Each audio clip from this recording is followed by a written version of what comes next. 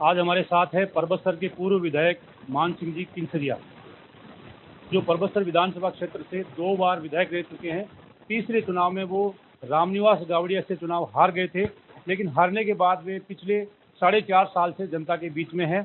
अब चुनाव नज़दीक है, इनसे जानते हैं कि क्या तैयारी है और भारतीय जनता पार्टी परबतसर में किस तरह से प्रदर्शन करने वाली है, और आप किस तरह से मानते हैं कि आने वाले चुनाव में परबतसर विधानसभा क्षेत्र में भाजपा किस तरह से मैदान में जाएगी, क्या तैयारी है? भारतीय जनता पार्टी परबतसर विधानसभा क्षेत्र में एक मजबूत पार्टी के रूप में है। भारतीय जनता पार्टी के कार्यकर्ताओं ने 4.5 साल तक लगातार जनता के बीच में रह के कार्य किया है। हमने जनता के हर सुख दुख में शामिल रहे हैं।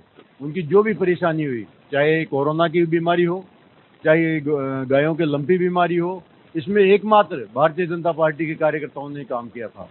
कोरोना में दवाइयों का वितरण हो, चाहे खाद्य पदार्थ का वितरण हो, और जो भी चाहे ऑक्सीजन मशीन का या ऑक्सीजन की व्यवस्था करवाने का काम हो, ये सारा चाहे जयपुर हो चाहे परबतसर हो, ये यहाँ पर सारे भारतीय जनता पार्टी के कार्यकर्ता लगे थे। वहाँ उसमें कांग्रेस का एक भी कार्यकर्ता नहीं दिखा था। आज लंपी बीमारी की बात करें तो लंपी बीमारी में भारतीय जनता पार्टी के कार्यकर्ता ही गायों की सेवा करते हुए मिले थे।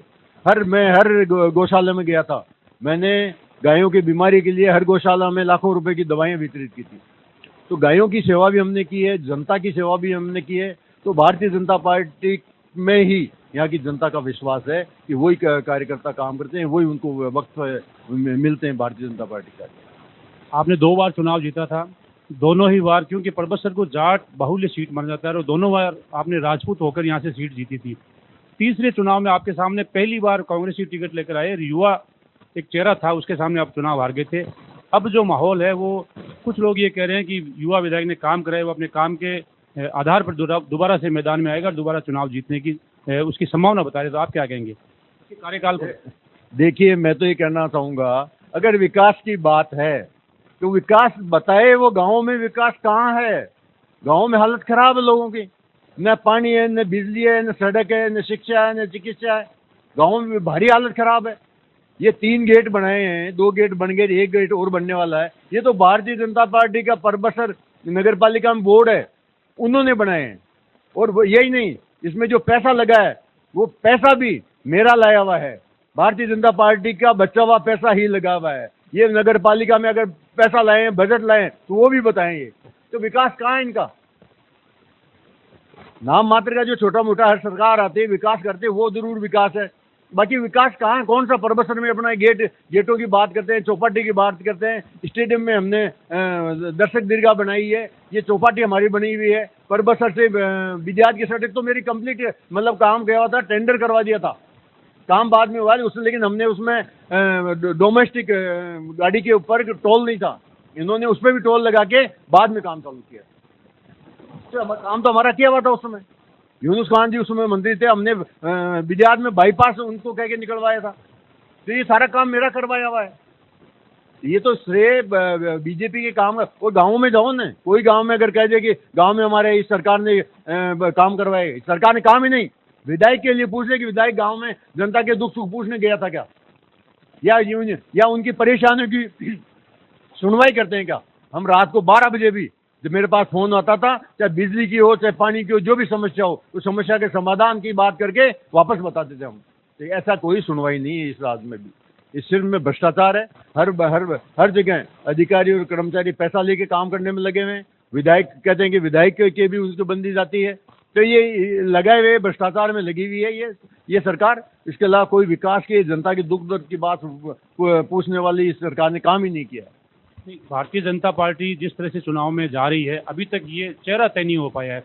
और माने या न माने, ये बात जरूर है कि विधानसभा चुनाव से पहले अगर वसुंधरा जी को कमान दे दी जाती है तो परिणाम कुछ और हो सकते हैं। कमान नहीं मिली तो फिर भारतीय जनता पार्टी को अलग तरीके से चुनाव लड़ना पड़ेगा। तो आप क्या मानते हैं कि क्या भारतीय जनता पार्टी में गुटबाजी को लेकर अभी तक स्थिति स्पष्ट नहीं है, तो आप क्या कहना चाहेंगे गुटबाजी को लेकर? देखिए, भारतीय जनता पार्टी में कोई गुटबाजी नहीं है। हर व्यवस्था में बड़ा परिवार होता है, छोटी छोटी बातें होती है, उन बातों का कोई वो नहीं है, कोई स्थान नहीं है। ये सब आपस में मिलके लड़ेंगे, चुनाव लड़ेंगे, अच्छी तरह लड़ेंगे। वसुंधरा जी भी हमारी शीर्ष नेतृत्व में से है, और बाकी के भी हमारे भारतीय जनता पार्टी में जो नेता हैं सब योग्य हैं। तो ऐसी कोई बात नहीं है कि पार्टी में कोई लड़ रहे हैं, और मिलकर लड़ेंगे और भारी बहुमत से भारतीय जनता पार्टी की सरकार बनेगी। आप देख लेना 160 सीटों के आसपास भारतीय जनता पार्टी की सीटें आएगी। लेकिन अभी तय नहीं ना चेहरा, मुख्यमंत्री का चेहरा कौन होगा, क्योंकि मुख्यमंत्री के कई दावेदार हैं। तो इस बात को लेकर आम जनता में भी स्थिति स्पष्ट नहीं हुई है कि मुख्यमंत्री कौन होगा, क्योंकि ये बात पहले भारतीय जनता पार्टी में परंपरा ये रही है कि पहले से चेहरा तय हो जाता है, लेकिन इस बार चेहरा तय नहीं है। हमारे गुजरात में कोई चेहरा तय नहीं था, बिना चेहरे के सरकार ने चुनाव लड़ा और भारी संख्या में सीटें आई। तो वैसे राजस्थान में है, चेहरे की कोई ज़रूरत ही नहीं है। जनता का विश्वास भारतीय जनता पार्टी में है, मोदी जी में है, और यहाँ की जो शीर्ष नेतृत्व टीम है राजस्थान की, उनमें जनता का विश्वास है। अच्छा, हमेशा भारतीय जनता पार्टी आती है तब विकास होता है और जनता को राहत मिलती है। ये सिर्फ भारतीय जनता पार्टी की सरकारों में काम होता है। कांग्रेस ने एक नारा दिया है कि राज बदलेगा या रिवाज। भारतीय जनता पार्टी पर भी ये लागू है कि इस बार राज बदलेगा या रिवाज, क्योंकि एक बार कांग्रेस एक बार भाजपा आती है। तो भारतीय जनता पार्टी चुनाव में अब लौटने की पूरी कोशिश करी, लेकिन कांग्रेस भी ये पूरी कोशिश करेगी कि वे फिर से एक बार सत्ता पे कब्जा जमाए, क्योंकि मुख्यमंत्री बार बार ये कहते हुए दिखाई देते हैं कि हमारी जन कल्याणकारी योजनाओं के आधार पर हम फिर से लौटेंगे। आप क्या कहना है? देखो, राज तो बदलना तय है ही है, रिवाज तो इस सरकार से तो बदलने वाला है नहीं। इस सरकार ने ऐसा कोई विकास नहीं कर रहे हैं। इनकी जन कल्याणकारी योजनाओं का तो अब जनता पहले समझ चुकी है। इन्होंने पिछली बार जो 1 से 10 की गिनती करके जो किसानों को, युवाओं को, वो बिजली के लिए जनता को जो धोखा दिया है, उस धोखे का बदला लेने की जनता तैयार है। और इनकी थोती घोषणाएं जनता के बीच में अभी चलने वाली नहीं है। जनता के बीच में कहीं भी इनका कोई प्रभाव नहीं, इनकी जो घोषणाओं का। तो जनता तैयार बैठी है कि हम इनकी जो पुराने इन्होंने पहले घोषणा की थी, विश्वास, उस सरकार में विश्वास तब होता है जो वो अपना काम करके बताए। इन्होंने चुनावी घोषणाएं ले लो, चाहे बजट घोषणाएं ले लो, कोई काम नहीं हुआ। इन्होंने बजट में इतने 4-5 बजट के अंदर इन्होंने जो घोषणा की वो भी पूरी नहीं कर पाई है। तो जो सरकार घोषणा अपनी कर नहीं पाए, उसमें कैसे विश्वास होगा जनता का? जनता का विश्वास खो चुकी है सरकार। इसलिए कहीं पे भी ये इनका रिवाज बदलने वाली नहीं है, इनका राज ही बदलेगा। कर्नाटक चुनाव परिणाम के बाद में भारतीय जनता पार्टी भी डिफेंसिव मोड में है कि फ्री होल्ड होकर वो चुनाव नहीं लड़ना चाहती, क्योंकि कर्नाटक के चुनाव परिणाम में उन्होंने डिफीट खाया है। तो राजस्थान में भी ये जो फूंक फूंक के कदम रखने वाली बात है, ये इसलिए लागू होती है कि वसुंधरा जी को कमान नहीं दी जाती है। तो निश्चित तौर पर भारतीय जनता पार्टी वो प्रदर्शन नहीं कर पाएगी जो करना चाहिए। आप क्या कहते हैं कि वसुंधरा जी को कमान मिलनी चाहिए या नहीं मिलनी? देखिए, कर्नाटक की बात है, कर्नाटक की बात तो अलग बात है। हो सकता है वहाँ सरकार के में रहते कई बार छोटी मोटी कमियां रह जाती है, गलतियां हो जाती है, जनता का विश्वास में कहीं कमी आई होगी इसलिए। लेकिन यहाँ पर तो कांग्रेस की सरकार है, कांग्रेस की सरकार में बिल्कुल विश्वास ही नहीं है। और वसुंधरा जी के राजकीय शीर्ष नेतृत्व तो हमारा वसुंधरा जी को चुनेंगे या किसी को, जिनको भी चुनेंगे, शीर्ष नेतृत्व उनको राष्ट्रीय नेतृत्व चुनेगा और योग्य आदमी को बैठाएगा। उसमें कोई भी बन सकता है। नागौर जिले की बात करें तो नागौर जिले में भी भारतीय जनता पार्टी अभी फिलहाल एकजुट नहीं है। कई नेता ऐसे हैं जो वसुंधरा गुट के आते हैं, या यूनुस खान जी को मान लो, क्योंकि 2 नंबर की पोजीशन में यूनुस खान को मानते थे।